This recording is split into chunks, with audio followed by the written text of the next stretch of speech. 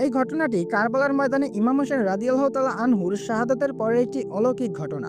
৬১ হিজরির ১০ই মুহররম ইমাম হোসেন রাদিয়াল্লাহু তাআলা আনহু শহীদ হওয়ার পর আকাশ অন্ধকারে ঢেকে যায় এবং রক্তের বৃষ্টি শুরু হয়।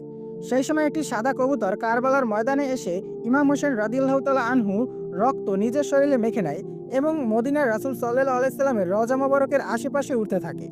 মদিনার মানুষরা এই ঘটনা দেখে অবাক হয়ে পড়ে। পরবর্তীতে জানা যায় এই কবুতর ইমাম হোসেন রাদিয়াল্লাহু তাআলা আনহুর শাহাদাতের খবর সর্বপ্রথম রাসূল সাল্লাল্লাহু আলাইহি সাল্লামের কাছে পৌঁছে দিয়েছেন। এই কবুতরের বংশধররা আজও সাদা রঙের হয়ে থাকে এবং তাদের উপর আল্লাহর বিশেষ বরকত রয়েছে। একই সময় মদিনার বাইরে একটি ইহুদি পরিবারের অন্ধ ও কুষ্ঠরোগে আক্রান্ত একটি মেয়ে গাছের নিচে বসে কান্না করছিল এবং সাদা কবুতরটি মেয়েটি যে গাছের নিচে বসে কান্না করতেছিল সেই কবুতরটি একই গাছের উপর বসে কান্না করতে থাকে এবং তার পাখনাখানা থেকে রক্তের ফোঁটা মেয়েটির চোখ ও শরীরে পড়ে। এই রক্তের বরকতে মেয়েটির চোখের দৃষ্টি ফিরে আসে এবং তার কুষ্ঠরোগও সেরে যায়। মেয়েটির বাবা যখন তাকে সুস্থ অবস্থায় দেখে তখন মেয়েটির বাবা অবাক হয়ে যায় এবং সে নিজের মেয়েকে চিনতে পারছিল না সঠিকভাবে এবং সে অজ্ঞান হয়ে যায়। মেয়েটির বাবার জ্ঞান ফিরলে মেয়েটি তাকে পুরো ঘটনা জানায়। পরে বাবা ও মেয়ে ইসলাম গ্রহণ করে এবং এই ঘটনা তাদের ঈমানকে আরও শক্তিশালী করে তোলে।